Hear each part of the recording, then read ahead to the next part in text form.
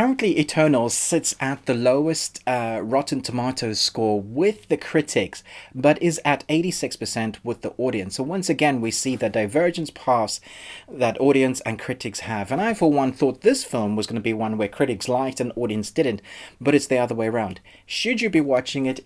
Is it actually any good? I've just gotten back from the cinema, so let's talk about it. The saga of the Eternals, a race of immortal beings who lived on Earth and shaped its history and civilizations. So this is one of those films, the superhero films, that is unlike what we've seen so far in the MCU. It's also quite long. It's over 2 hours. It also has the first, I believe, kind of sex scene, but not sex scene. I don't remember seeing anything quite like what we've seen with that kind of... there's no nudity, but they show a bit more than we used to seeing in a Marvel film. And I know a lot of people have been grumbling about that for some unknown reason. Also, some of the critics have been saying this is too drawn out. They go all over the place. But I, for one, was very happy with what they did. It's an origin story for many heroes. The Eternals, there's a big team. It's an ensemble cast with huge stars, some not so well known and some very well known, like Angelina Jolie, Kit Harington. There's just an amalgamation of stars that would be very hard for, I think, some directors to actually give them the time and space to develop their characters with backstory.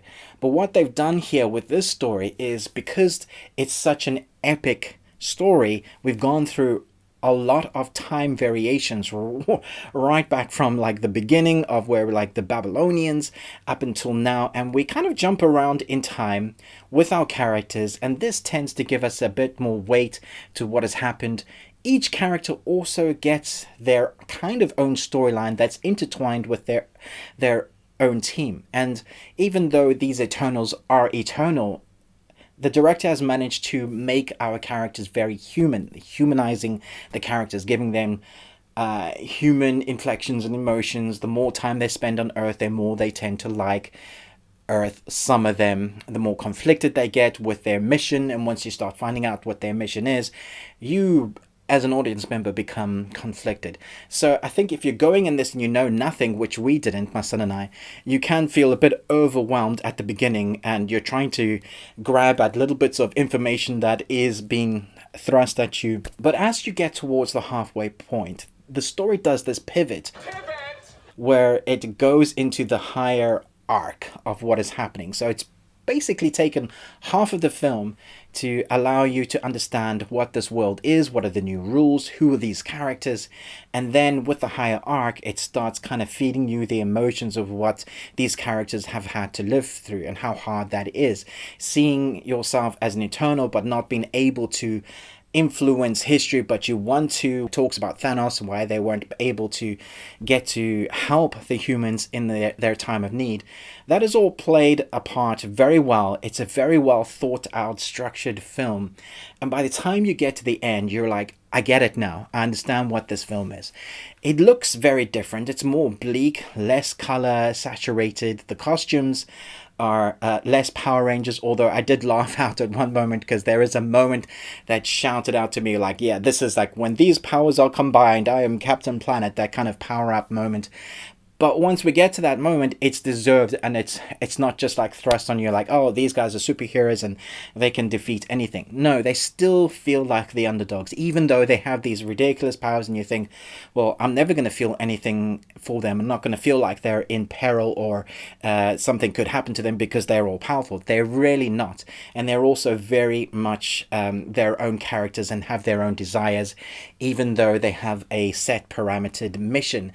And these often conflict, which I think is where this works really well.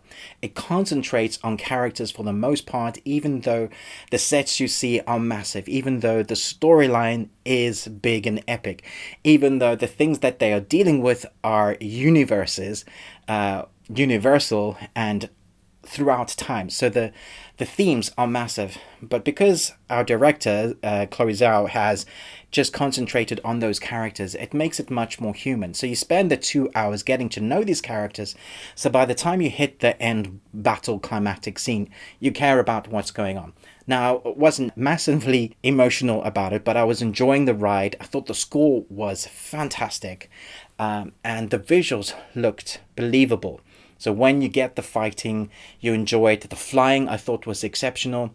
Uh, when you see somebody that is able to will themselves left or right with just a thought without doing that like a Superman pose, they literally just up, down, left, right, you can sense the power that the director's trying to get you to understand what that character has. So each character is defined with their own superpower, but they're also limited with that. They don't all become superhero gods. So there's a very well established law in this that by the time you hit that end beat, you're like, I get it now, I get why they're doing that. You feel the crescendo and you want to know more. This feels very much like the stepping stone to a new phase, a new story. And I feel like we're going to get much more. It does say that we're going to get that extra helping, that Eternals will be back. I do hope we get more of these. I hope that people go and see it, because it is one of those films that feels like the scale of it needs to be seen on the screen. And I, for one, am in the audience of really enjoying it. I do think it takes some time to get to know what's going on with the film. And I did feel the time somewhat in this film. There's also a massive amount of exposition that is sometimes dumped on you. Which I understand, because there's a massive amount of lore. See, even with the amount of time spent on the characters, you still have to know more about the story. And the lore is normally, or the rule is normally, show don't tell. But there's so much to tell that it was almost impossible to do that in one film. And I guess the studio didn't want to do multiple introduction films. They wanted to do it in one. So that's what we got. A film that's over 2 hours long, great score, great visuals. Every character has their own story, and so when you get to that end beat, you care enough for the team that I think you'll walk away going, that was different. I appreciated the new kind of tact that Marvel has gone with this story. The more I think about it, the more I enjoy it. I definitely want to watch it again. So that should give you an idea. I know a lot of critics didn't enjoy this. Very interesting, different take. And I like different. I'm giving this 4 Nicolas Cages out of 5. I'd love to know what you thought about this. Where does this currently stand in your top Marvel films? What are your top 5? Thanks so much for watching, but most of all, until next time, remember, live long and Tuesday.